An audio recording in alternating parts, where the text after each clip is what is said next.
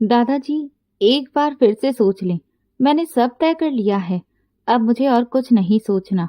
मेरे दोनों नालायक बेटे अपनी अपनी जिंदगी बनाने के लिए बाहर विदेश चले गए और फिर कभी लौट कर नहीं आए। अब भी मुझे उनकी चाह नहीं है। मेरी बेटी और दामाद ने सारी जिंदगी भर मेरी सेवा की। अब वो इस दुनिया में नहीं रहे, लेकिन उनकी औलाद तो है ना। मेरी जायदाद के असली हकदार वही है।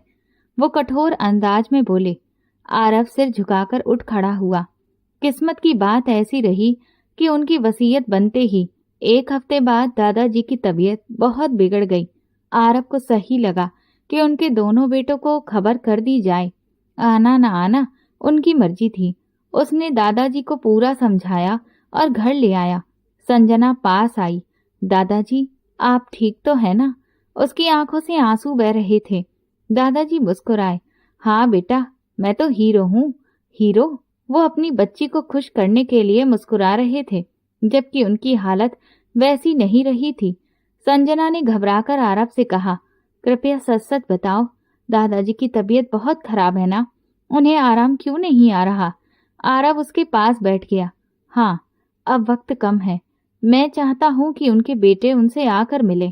उनसे गहरी सांस लेते हुए कहा। संजना गुस्से में खड़ी हुई।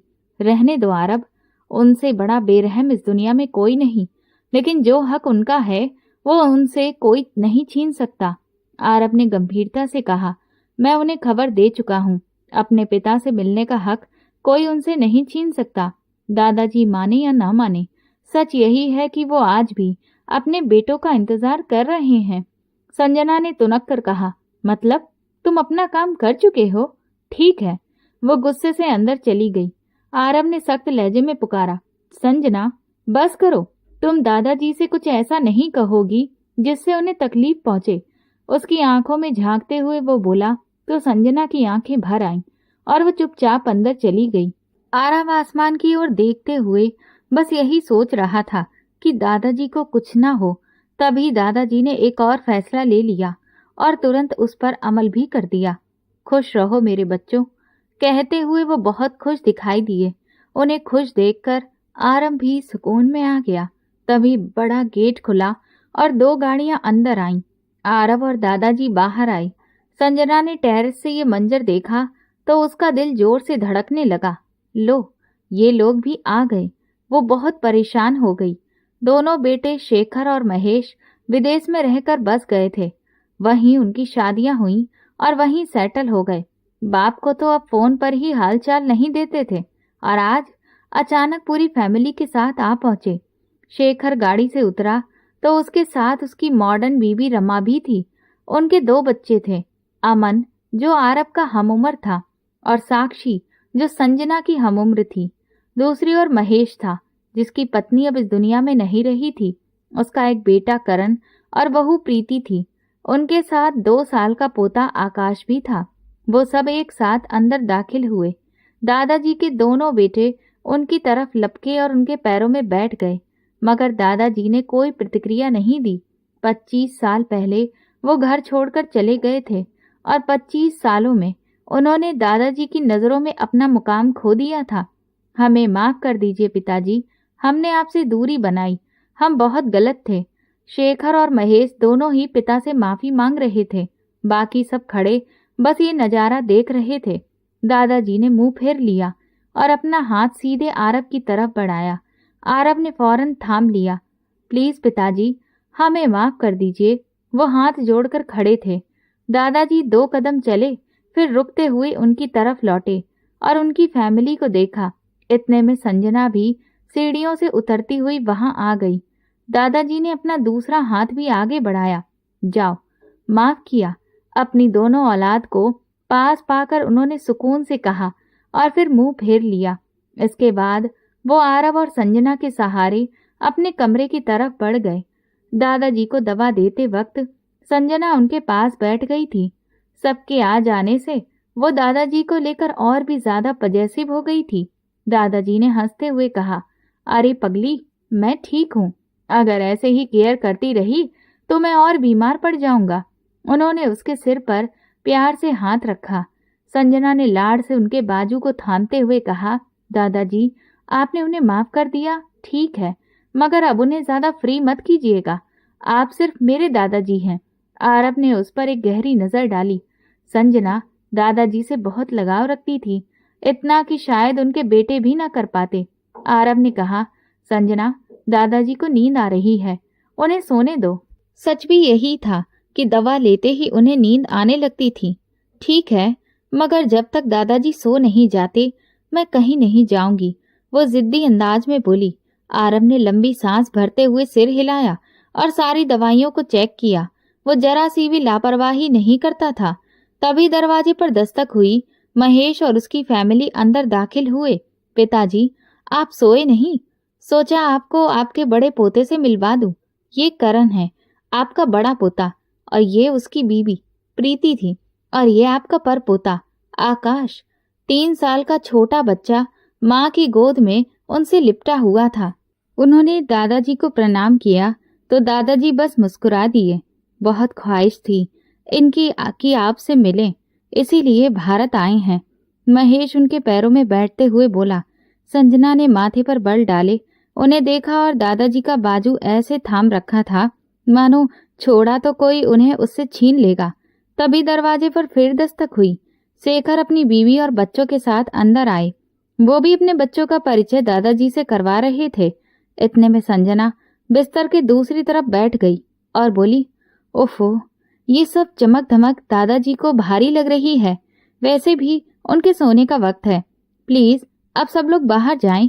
उसकी आवाज में रिक्वेस्ट भी थी और शक्ति भी, लेकिन ऑर्डर के एहसास से सबके चेहरे के भाव बदल गए। तुम तो ऐसे कह रही हो जैसे तुम ही सबसे ज्यादा फिक्रमंद हो, और हमें नहीं लगता है तुम दोस्त हो और हम दुश्मन।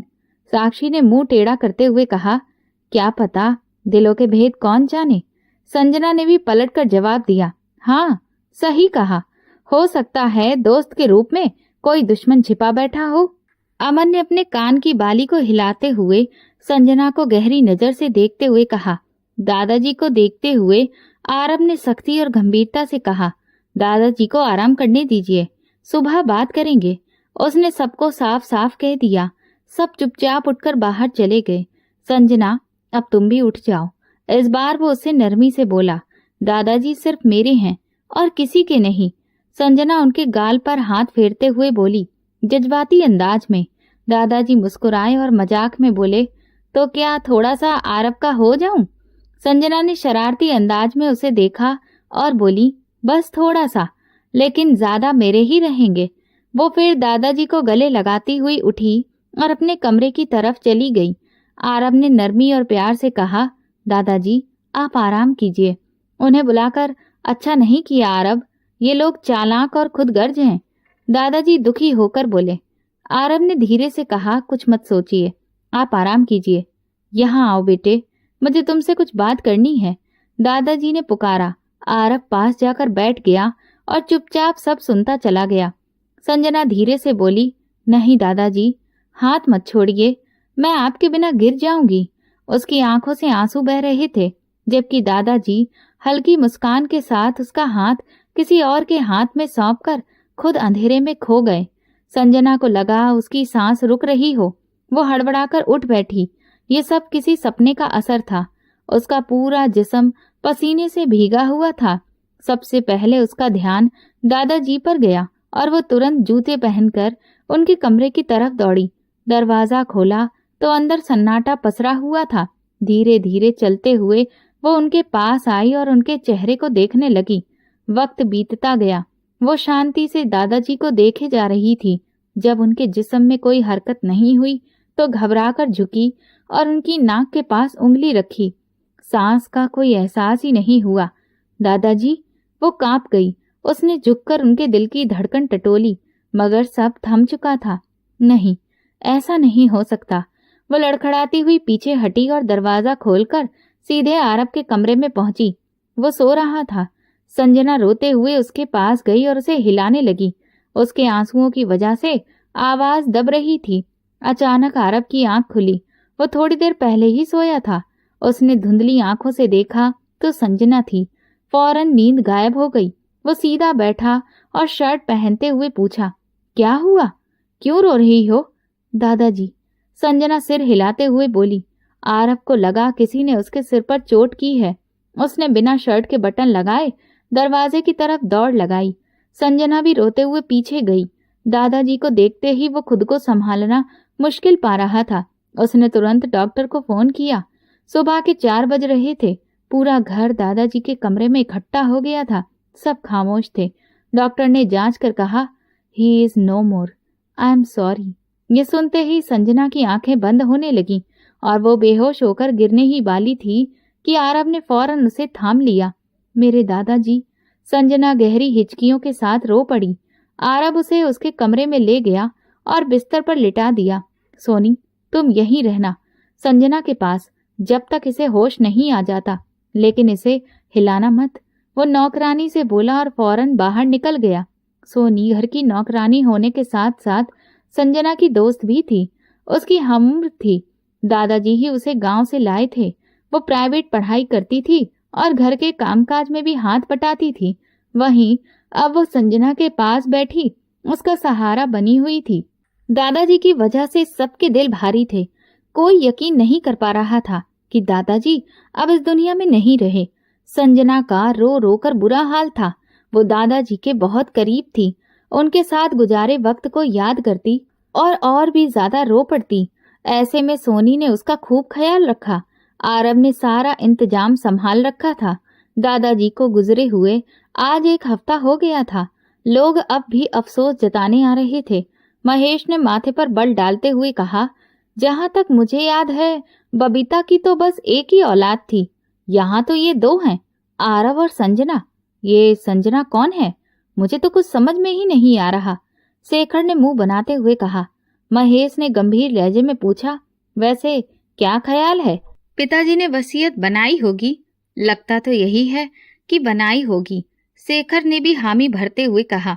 महेश ने गहरी सांस लेते हुए कहा, और जहां तक मुझे लगता है उन्होंने हमें अपनी जायदाद से निकाल दिया होगा। ऐसा कैसे हो सकता है भाई साहब? हम उनकी सगी औलाद हैं। दोनों हम सगे बेटे हैं उनके। वो हमें जायदाद से कैसे बेदखल कर सकते हैं? कानून और धर्म दोनों ही हमें हक देते हैं इस जायदाद में। कोई हमें इससे वंचित नहीं कर सकता। शेखर ने बात रखी। महेश आगे झुककर बोला, ये तुम कह रहे हो, लेकिन अगर उन्होंने अपनी जिंदगी में वसीयत बनाकर हमें कुछ नहीं दिया तो हम क्या कर लेंगे? तो वसीयत खुलने दो, फिर देखते हैं। शेखर ने गहरी सोच में डूबते हुए कहा, और ये जो आरव और संजना का किस्सा है, इन्हें कैसे हैंडल करें? रमा ने सिर पकड़ते हुए कहा, हो जाएगा हल, तुम फिक्र मत करो। मैंने इनका भी बहुत अच्छा सोचा है। शेखर ने शरारती अंदाज में कहा। हाय, कैसी हो? अचानक साक्षी की हाय से संजना चौंकी। उसके माथे पर बल पड़ गए। संजना ने उसे इग्नोर किया। साक्षी ने ताना मारते हुए कहा, वाह, तुम तो बड़ी एटीट्यूड वाली हो। मजाल है कि हाय का जवाब भी दो। संजना साक्षी की तरफ देखकर बोली, तुमने हाय किया ही नहीं था कि मैं तुम्हें जवाब देती। साक्षी हंसते हुए बोली, ओहो, ये तो तुम्हारा हिंदुस्तानी स्टाइल है। खैर, एक बात तो बताओ, ये आरव तुम्हारा क्या लगता है? कौन है तुम्हारा? उसने ऐसे अंदाज में पूछा जैसे संजना उसकी सबसे पुरानी सहेली हो और सब राज खोलकर बता दे। संजना के माथे पर बल पड़ गए। तुमसे मतलब? उसने सख्ती से कहा। साक्षी ने फिर पूछा, वो यहाँ क्यों रहता है? और दादाजी का क्या लगता है? तुम तो उनकी नातिन हो, ये तो समझ में आता है, लेकिन आरव यहाँ क्यों रहता है, ये समझ नहीं आता। साक्षी सरसरी अंदाज में बोली, अच्छी बात है। मेरा ख्याल है इससे अच्छा काम कोई और नहीं कर सकता। तुम जासूसी करके पता लगाओ। इसी वजह से तुम लोग यहाँ आए हो। संजना की बात पर साक्षी को सख्त गुस्सा आ गया। कहना क्या चाहती हो? तुम्हारी औकात इतनी है कि मुझसे ऐसे बात करो? मेरी औकात है तुम पहले इस काबिल बनो कि तुम्हें इज्जत दी जाए। संजना ने हाथ बांधते हुए एक एक लफ्ज पर जोर देकर कहा, हाउ डेयर यू? किस बात पर इतना इतरा रही हो? तुम तो बस दादाजी की नातिन हो और मैं पोती। पोते पोतियों का हक ज्यादा होता है। साक्षी ने तिल मिलाते हुए कहा। संजना ने पलटकर गुस्से से कहा, कौन सा हक? किसके हक की बात कर रही हो? तुम जो इतने सालों तक याद तक नहीं आए। दादाजी को वो सारी उम्र तुम्हारा इंतजार करते रहे, तड़पते रहे। जब वो इस दुनिया में थे तब ख्याल नहीं आया तुम्हें, और आज जब वो नहीं रहे तो हक जताने चली आई। Where disgusting. अगर ये बात किसी बाहर वाले को बता दी जाए ना, तो वो भी कहेगा कि तुम लोग सिर्फ दौलत जायदाद के लिए यहाँ आए हो। तुम्हें हक किसने दिया हमारे बारे में ये सब कहने का? तुम्हारा मुंह तोड़ दूंगी मैं। साक्षी गुस्से में उसकी तरफ बढ़ी ही थी कि संजना ने एक जोरदार थप्पड़ उसके गाल पर जड़ दिया। तभी अचानक दरवाजे से अंदर आते हुए आरव ने ये मंजर देखा और गुस्से से संजना को पुकारा। संजना सहम कर उसकी तरफ देखने लगी। पीछे पीछे बाकी घरवाले भी कमरे में आ गए। माँ देखिए, इस लड़की ने मुझ पर हाथ उठाया। साक्षी ने रोते रोते रमा के पास जाकर शिकायत की। अब यह हमारी बेइज्जती करेगी। इस घर में इन्होंने मेरी बेटी पर हाथ उठा लिया। रमा भी भड़क उठी। शेखर साहब ने भी चुप रहना मुनासिब नहीं समझा। आरव सब सुनते हुए बामुश्किल अपने आप पर काबू रख पा रहा था। वो धीरे धीरे संजना के पास आया, जो सिर्फ उसे देख रही थी। माफी मांगो, उसने सीधा कहा। संजना की आंखें हैरत से फैल गईं। क्यों? वो धीरे धीरे संजना के पास आया, जो सिर्फ उसे देख रही थी। माफी मांगो, उसने सीधा कहा। संजना की आंखें हैरत से फैल गईं। क्या वो बिना सच जाने उसे माफी मांगने पर मजबूर कर सकता है? माफी मांगो, आरव ने इस बार और ठंडे लहजे में कहा। संजना की आंखों से आंसू छलक पड़े। उसने साक्षी की तरफ देखा और सिर्फ आरव की बात मानने की खातिर धीरे से बोली, आई एम सॉरी। बहरहाल आज तो माफ कर देते हैं, लेकिन आइंदा अगर ऐसी हरकत की तो सख्त सजा मिलेगी, शेखर साहब ने घूरते हुए कहा। आरव ने सीधा उनकी आंखों में आंखें डालकर कहा, आप कौन होते हैं संजना को सजा देने वाले? मैं सतीश जी का बेटा हूँ और साक्षी मेरी औलाद है। अगर मेरी औलाद के साथ किसी ने बुरा व्यवहार करने की कोशिश की तो उसे बाहर का रास्ता दिखाना आता है मुझे। उसकी बात पर सब खामोश हो गए। संजना की आंखें और चौड़ी हो गईं। कल दादाजी की वसीयत खुलेगी, तब सब पता चल जाएगा कि इस घर में कौन रहेगा और कौन जाएगा। आरव ने सबको चौंका दिया। शेखर साहब गुस्से से दांत पीसते हुए चुपचाप बाहर निकल गए और उनके पीछे उनकी फैमिली भी। जाते जाते आरव ने सख्ती से कहा, आइंदा इस कमरे के आसपास भी कोई भटका तो अंजाम के जिम्मेदार वो खुद होंगे। सबके जाने के बाद उसने संजना की तरफ देखा, जिसकी आंखों से आंसू बह रहे थे। गुस्सा करना है तो मुझ पर कर लो, वो धीमे स्वर में बोला, लेकिन मेरा ऐसा कोई इरादा नहीं है कि तुम रोती रहो। आप पे जो मैं गुस्सा करूं वो मेरा हक है। आरव अनमने अंदाज में बोला, सारे हक सिर्फ आपके ही हैं। उसका चेहरा थोड़ा ऊपर उठा था। मोहब्बत से बोली, आपने बिना सब जाने मेरी बात सुने मुझे सॉरी बोलने के लिए कह दिया। आपको पता भी है उसने क्या किया था? आरव ने शांत लहजे में कहा, नहीं, सिर्फ इतना जानता हूं कि उसने कुछ ऐसा किया होगा कि थप्पड़ खाया, और अगर दोबारा वैसा काम करे तो फिर से थप्पड़ लगा देना। संजना रोते रोते बोली, क्या आप कह रहे हो मैं उसे थप्पड़ मारूं? और आपने सबके सामने मुझे माफी भी मंगवाई। तुमको नहीं मांगनी थी तो इनकार कर सकती थी। आप क्यों मुझे मजबूर कर रहे थे? आरव ने नरमी से कहा, तुम्हारा मान किसी एक छोटी सी बात पर नहीं टूट सकता। पागल, जहां लगे कि झुकना सही नहीं है मत झुको, चाहे सामने कोई भी क्यों ना हो। वो कितने प्यार से उसे संभाल रहा था। और संजना रो पड़ी, मैं दादाजी को खो चुकी हूँ आरव, मेरे पास अब सिर्फ आप हैं। आपको खोने का हौसला नहीं है मुझ में। उसके अल्फाज सीधे आरव के दिल में उतर गए। उसने उसे खींचकर अपने गले लगा लिया।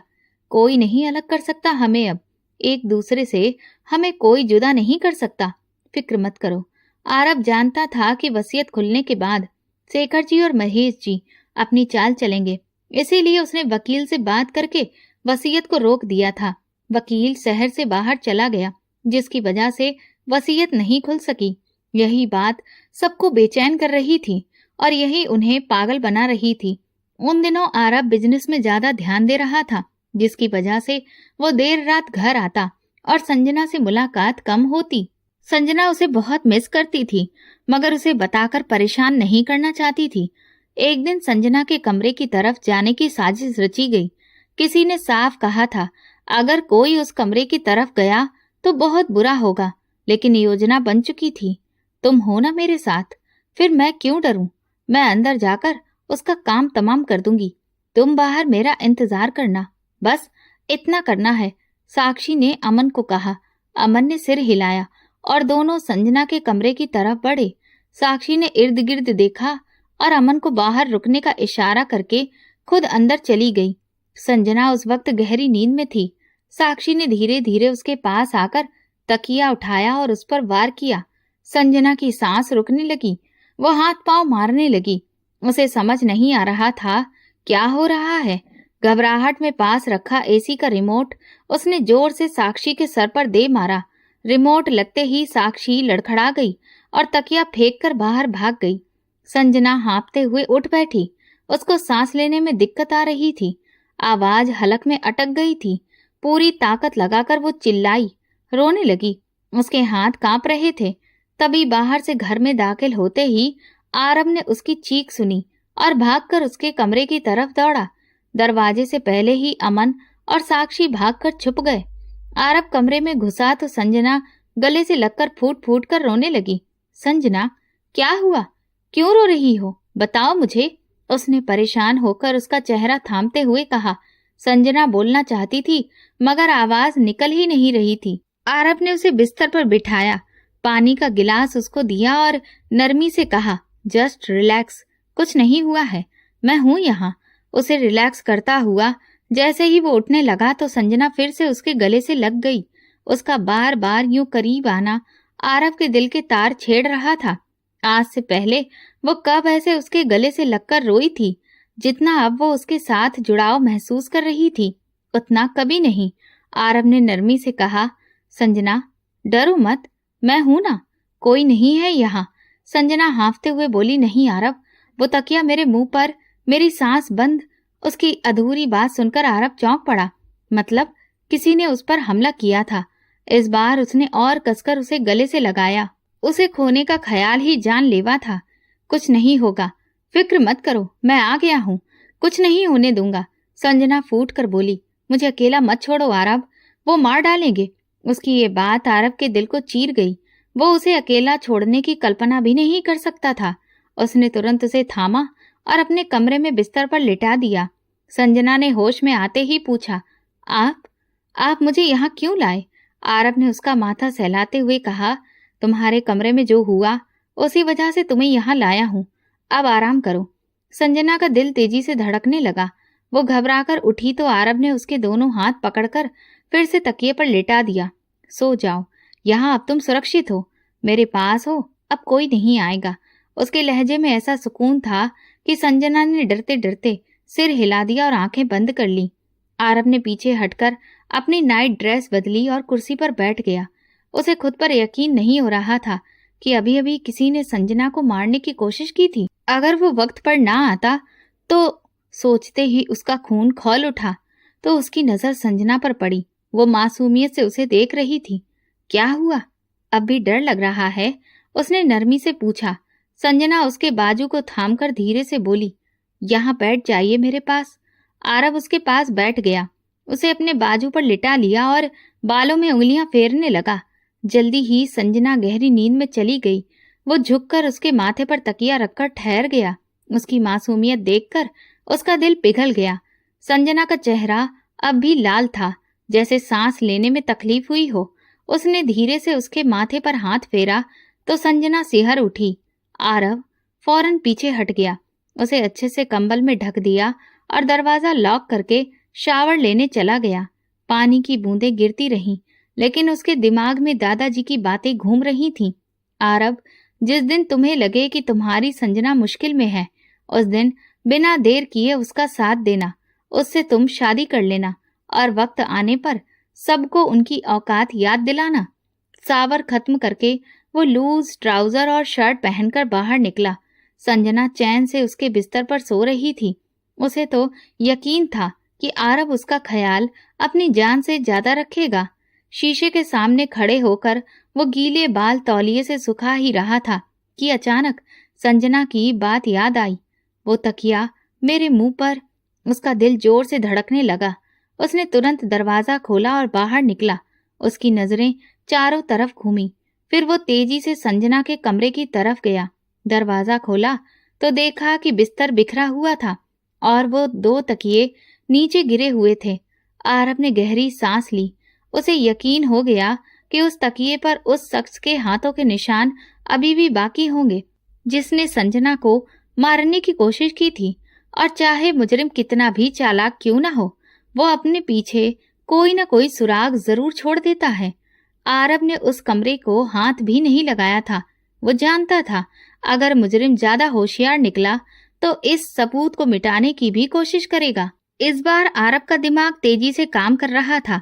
वो बाहर निकला और अपने कमरे की तरफ बढ़ गया जहां उसकी जिंदगी सो रही थी, उसकी संजना। उफ, बाल बाल बच गई थी। साक्षी ने अंदर जाते ही राहत की सांस ली।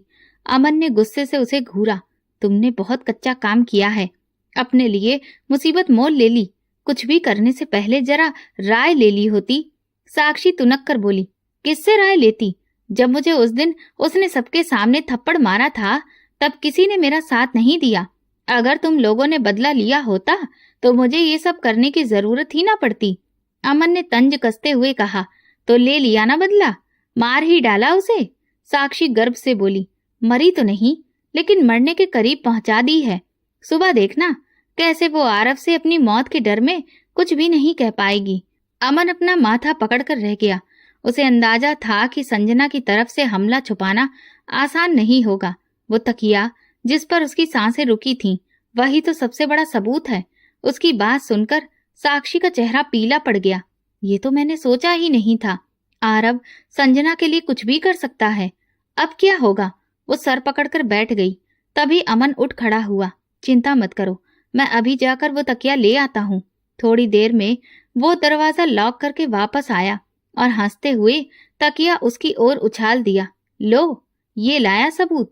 आखिर भाई हूं तुम्हारा, बचाना भी तो है। साक्षी ने उसे गले लगाते हुए कहा, तुम महान हो। अमन ने सख्त लहजे में कहा, अब कोई बेवकूफी मत करना, आगे सब मैं संभाल लूंगा। और जहां तक संजना की बात है, उसे मैं ऐसी सजा दूंगा कि सारी जिंदगी याद रखेगी। अमन के दिमाग में चालाकी से कोई प्लान बन रहे थे, लेकिन उसे ये नहीं मालूम था कि आरव के होते हुए उसका कोई भी दांव चल नहीं सकता। आरव को पता था कि जिसने संजना पर हमला किया है वो शायद सबूत मिटाने के लिए कमरे में आएगा।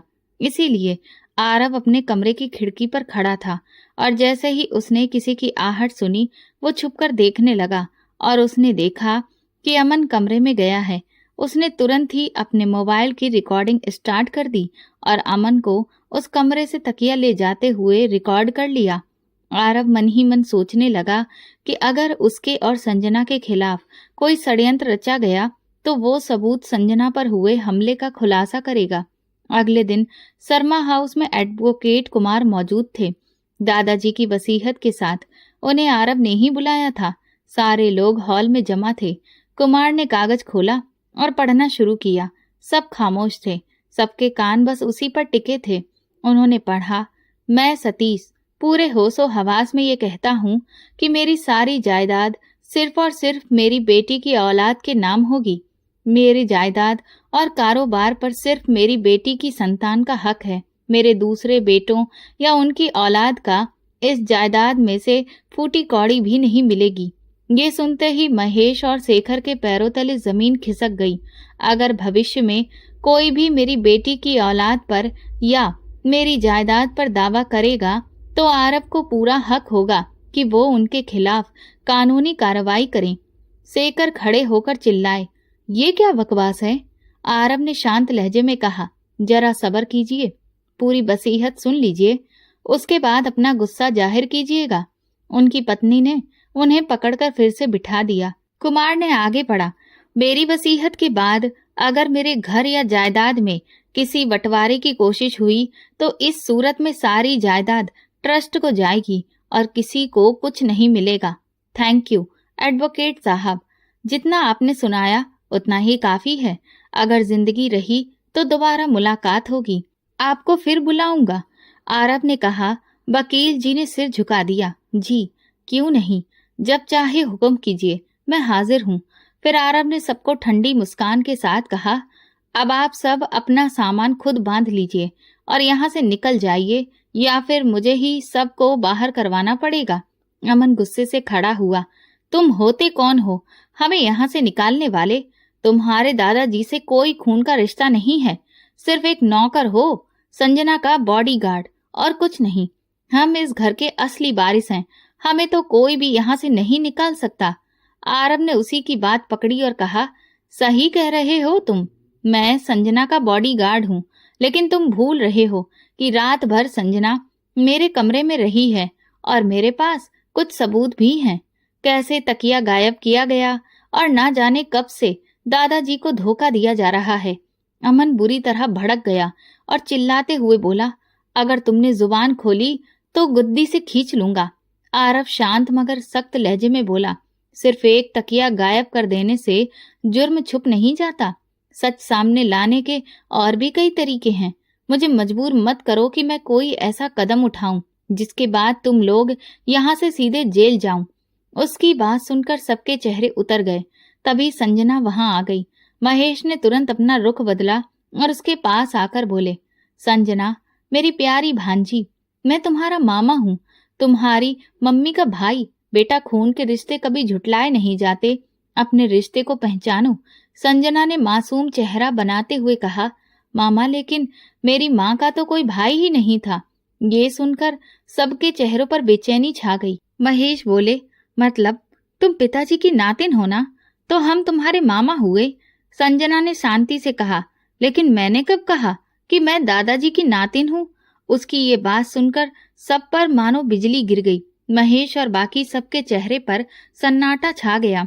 महेश ने आगे कहा, अगर तुम उनकी नातिन नहीं हो तो कौन हो? उनकी नातिन कोई नहीं, उनका नाती है, और वो इस वक्त आप सबके सामने खड़ा है।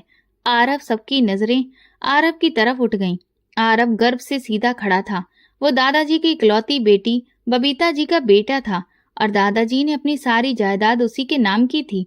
महेश हताश होकर बोला, ये सब झूठ है। अगर तुम नाती हो तो फिर ये लड़की कौन है और यहाँ किस हक से रह रही है? संजना ने नम्रता से कहा, मैं दादाजी के दोस्त की पोती हूँ। मेरा इस दुनिया में कोई नहीं था। दादाजी ने मुझे पाला है। उनका कर्ज तो मैं मरकर भी नहीं चुका सकती। दादाजी मेरे दिल में रहते हैं और दिल से कभी नहीं निकलेंगे। रमा ने तीखे लहजे में कहा, इसका मतलब तुम्हारा हमारे खानदान से कोई ताल्लुक नहीं, फिर किस हक से यहाँ रह रही हो? संजना ने शांत होकर कहा, मेरा उनके साथ दिल का रिश्ता है और दिल का रिश्ता तुम जैसे लालची लोगों को समझ नहीं आएगा। तभी अमन ने गुस्से में हाथ उठाया ही था कि आरव गुस्से से बोला, हाथ उठाने से पहले सोच लेना अमन, वरना ये हाथ तोड़ दूंगा, लिहाज नहीं करूंगा। ये कहकर उसने धीरे से संजना को अपने पीछे कर लिया। संजना के चेहरे पर हल्की सी मुस्कान छा गई। अमन तिलमिलाकर बोला, तुम्हारा इस लड़की से आखिर रिश्ता क्या है जो तुम्हें इतनी तकलीफ हो रही है? अमन को आरव द्वारा संजना का हाथ थाम लेना खटक गया था। उसकी बात पर आरव ने देखा, आरव, हमें ये नहीं जानना है कि ये लड़की तुम्हारी क्या लगती है। ये तुम्हारा पर्सनल मामला है, हम इसमें टांग नहीं अड़ा सकते। लेकिन एक बात जरूर कहूंगा बेटा, ये तुम्हारे सगे मामा जी हैं। इस घर के असली वारिस पर पिताजी ने इन्हें बेदखल कर दिया था और ये बात सब जानते हैं कि इन्होंने पिताजी के साथ क्या किया है। मगर खून के रिश्ते ऐसे मिटते नहीं, चाहे फिर तुम कितने ही अल्फाज क्यों ना बोल दिए जाएं। ये रहेंगे तो तुम्हारे मामा जी ही। रमा ने बड़ी एहतियात से महेश और शेखर की ओर इशारा करते आरव को समझाया, क्योंकि उन्हें लग रहा था मामला बिगड़ रहा है और चाल बदलने में वो माहिर थी। आरव ने ठंडी आवाज में कहा, शायद आपने वकील साहब की वसीयत सुनी नहीं। रमा बोली, सुनी है बेटा, पर फैसला तो तुम्हें ही करना है, क्योंकि वारिस तो तुम हो। और सोचो, जब समाज के सामने खड़े होंगे तो क्या मुंह दिखाओगे? असल वारिस तो यही है। वो मुंह बना के अपने तर्क देती रही। आरव ने सख्ती से कहा, मैंने इनसे कुछ नहीं छीना, ये खुद छोड़ कर गए थे। अगर इन्हें वाकई अपनी गलती का एहसास होता तो दादाजी से माफी मांगते, उनका दिल जीतते, लेकिन इन्होंने वो रास्ता नहीं चुना। संजना ने भी गुस्से में कहा, आप लोग बहुत देर से आए, दादाजी ने बहुत इंतजार किया। जब वो इंतजार बेकार हो गया तो अब आप मुझे नसीहतें सुना रहे हैं। बेहतर यही है कि आप अपना सामान पैक करें और यहाँ से चले जाएं। महेश ने गुस्से से कहा, तुम गलत कर रहे हो भांजे, इसका अंजाम भुगतना पड़ेगा। आरव ने ठंडी मगर सख्त आवाज में कहा, सुबह तक आप लोग हवेली से निकल जाएं, इसी में आप लोगों की भलाई है। संजना का हाथ थामे वो वहां से कमरे की तरफ चला गया और सिक्योरिटी गार्ड को फोन पर हिदायतें देने लगा। ये लोग इतनी आसानी से नहीं जाएंगे, कोई न कोई चाल जरूर चलेंगे, उसने कहा। संजना ने अचानक पूछा, आरव, तुमने इन्हें क्यों नहीं बताया कि हमारा आपस में क्या रिश्ता है? उसकी बात सुनकर आरव ठिठका। संजना की आंखों में सवाल थे। वो गंभीर लहजे में बोला, क्या चाहती हो तुम? मैं किसी को सफाई दूं? मेरा किरदार तो सबके लिए शक के घेरे में है। संजना ने उसकी बाह पकड़कर खींचा और रोते हुए बोली, ऐसी बातें सोच समझ कर करो। तुम्हारे लिए लोग क्या सोचते हैं मुझे उससे फर्क नहीं पड़ता, पर तुम्हारे अल्फाज मेरे दिल पर असर डालते हैं। उसकी आंखों से आंसू छलक पड़े। आरव ने उसकी कलाई झटक दी, नाराजगी दिखाने के लिए। आरव हैरान रह गया। वो सीधे उसकी आंखों में झांक रही थी और उसके कॉलर को पकड़ लिया। तुम्हारी हिम्मत कैसे हुई ऐसी बात करने की? जवाब दो। संजना की आंखों में आंसू और होठों पर जिद थी। आरव उसकी आंखों में डूब गया। उसने झटके से उसे गले से लगा लिया और धीमी आवाज में बोला, क्यों खेल रही हो मेरे दिल से संजना? उसकी जुबान थम गई, कुछ बोल ही नहीं पाई। हाथ अपने आप आरव के कॉलर पर कस गए। उसका दिल मानो 120 की रफ्तार से धड़कने लगा। आरव जिस निगाहों से उसे देख रहा था, संजना सब समझ गई थी। आरव झुकते हुए बोला, क्या हुआ अब? हक जताया ना संजना? संजना घबराकर बोली, मुझे ये सब जताना नहीं है, प्लीज दूर रहिए वरना मेरा दिल रुक जाएगा। आरव हल्का मुस्कुराया, बस इतनी सी हिम्मत? तभी दरवाजे पर दस्तक हुई। आरव ने खुद को संभाला और संजना को धीरे से सोफे पर बिठा दिया। दरवाजा खोला तो सामने सोनी घबराई खड़ी थी। आरव जी, वो जो आए हैं ना, उनमें से जो बड़े हैं महेश जी, उन्हें हार्ट अटैक आ गया है। ये सुनकर संजना और आरव दोनों चौंके। यकीनन नया तमाशा शुरू हुआ है। चलो देखते हैं, आरव ने कहा और बाहर निकल पड़ा। संजना भी उसके पीछे पीछे जाने लगी। आरव ने उसे रोकते हुए कहा, तुम्हें वहां जाने की जरूरत नहीं है। मेरे लिए इतना काफी है कि तुम मेरे साथ हो, और कुछ मत करो। उसके कहने का अंदाज संजना को बहुत कुछ समझा गया। वो वहीं ठिठक गई और आरव आगे बढ़ गया। बाहर अफरा तफरी मची थी। कोई डॉक्टर को बुलाओ। शेखर महेश जी के लिए रो रहे थे। पास खड़ा उनका बेटा करण सिर झुकाए खड़ा था, जैसे ये सब ड्रामा देखकर ऊब चुका हो। उसने अपनी पत्नी प्रीति की ओर देखा, जिसने सिर हिलाकर इशारा किया, मानो कह रही हो ये सब दिखावा है। थोड़ी देर में डॉक्टर वहां पहुंचे। उन्होंने महेश जी का पूरा चेकअप किया और आंखों ही आंखों में आरव को इशारा किया। फिर बोले, मामला गंभीर है, हार्ट ट्रांसप्लांट करना पड़ेगा वरना जान को खतरा है। सबके होश उड़ गए। शेखर घबरा गए। ये क्या कह रहे हो? डॉक्टर ने बड़ा सा इंजेक्शन निकाला और बोला, अभी ये लगाना पड़ेगा वरना दिल काम करना बंद कर देगा। महेश जी ने आधी खुली आंखों से इंजेक्शन देखा तो घबरा गए। करण परेशान होकर बोला, इतना बड़ा मसला था? हमें तो लगा बस हल्की फुल्की दिक्कत है। शेखर बेचैन हो उठे, इंजेक्शन लगाओ, मेरे भाई को कुछ नहीं होना चाहिए। आरव ने भी गंभीर होकर कहा, जी हाँ, इनकी जान बचनी चाहिए। लेकिन शेखर हड़बड़ा गए, इतना बड़ा इंजेक्शन कौन लगाता है? कोई और रास्ता निकालो। तभी महेश की आंखें खुली। शेखर खुशी से बोले, देखो होश आ गया इन्हें। डॉक्टर मुस्कुराया और बोला, बस यही तो इस इंजेक्शन का कमाल है। अभी तो मैंने सिर्फ निकाला और दिखाया, मरीज होश में आ गया। सब लोग समझ गए कि मामला उतना गंभीर नहीं था। डॉक्टर ने कहा, ये कोई खास मसला नहीं है, बस हल्की सी दिक्कत है। मैं दवा लिख देता हूँ, समय पर लेते रहना। डॉक्टर ने पर्ची थमाते हुए कहा, इन्हें स्ट्रेस से दूर रखिए, ठीक हो जाएंगे, डोंट वरी। उनका प्रोफेशनल अंदाज सबको भरोसा दिला गया। आरव ने शुक्रिया अदा करते हुए उन्हें दरवाजे तक छोड़ा और वापस अंदर आया। कमरे में खामोशी छाई हुई थी। तभी अमन ने गुस्से में कहा, मालूम है नहीं, तुमने इतने ओछे हथकंडे कहाँ से सीखे हैं? आरव, तुम हमारा हक खा रहे हो, असली वारिस हम हैं। आरव का लहजा ठंडा मगर सख्त था। सब बात किस्मत की है, नसीब की। खुद ही सब छोड़कर चले गए थे। आप लोग अब क्यों गिला शिकवा कर रहे हो? बेहतर होगा सुबह तक यहाँ से निकल जाओ, उसने सख्त अंदाज में कहा और मुड़ा ही था कि अचानक अमन ने चाकू से उस पर हमला कर दिया। मगर आरव आईने में सब देख चुका था। उसने झुककर वार टाल दिया, लेकिन चाकू की नोक उसके बाजू को हल्का सा चीर गई। अगले ही पल आरव ने अमन का हाथ पकड़कर उसके मुंह पर जोरदार मुक्का जड़ दिया। एक के बाद एक उसने उसे मारा। शेखर चीख पड़े, छोड़ो मेरे बेटे को, मर जाएगा ये। अमन की नाक और मुंह से खून बहने लगा। आरव ने उसे जोर से दूर धक्का दिया और गुस्से से दांत भींचकर खड़ा हो गया। ये लड़का तुम्हारे भाई को मार रहा था और तुम तमाशा देख रहे थे। शेखर ने करण की ओर देखा और उस पर बरस पड़े, मगर करण अब और चुप नहीं रहा। वो आगे बढ़कर बोला, तमाशा तो आप सबने लगा रखा है। पैसे के लिए कितना गिरेंगे आप? थोड़ी शर्म कर लीजिए। अगर अमन मेरा भाई है तो आरव भी है, दोनों मेरे लिए बराबर हैं। लेकिन चाचा जी, आपका बेटा जाति कर रहा है। आप सब मिलकर आरव के साथ नाइंसाफी कर रहे हैं। अब बस कीजिए, छोड़िए ये सब। मुझे और मेरे बीवी बच्चों को इस दौलत और जायदाद में कुछ नहीं चाहिए।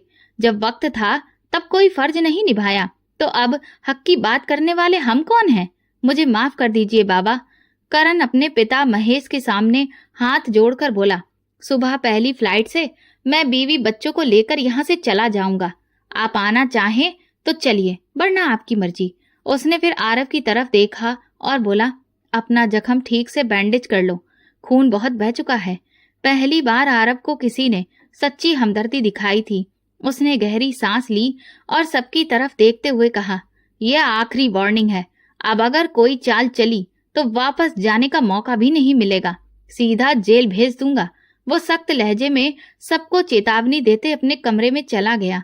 अगली सुबह महेश ने करण को रोका और कहा कि थोड़ा रुक जा, फिर उसके बाद तय करते हैं कि आगे क्या करना है। करण का बिल्कुल भी मन नहीं था, लेकिन पिता के आग्रह की वजह से उसे रुकना पड़ा। उसी दिन आरव संजना को लेकर कोर्ट पहुंचा और उसने संजना के साथ वहां पर कोर्ट मैरिज करी। गवाह के तौर पर उसके ऑफिस के 2 कर्मचारी मौजूद थे, जिन्होंने गवाह के तौर पर सिग्नेचर किया और आरव और संजना ने दादाजी की इच्छा को पूरा किया।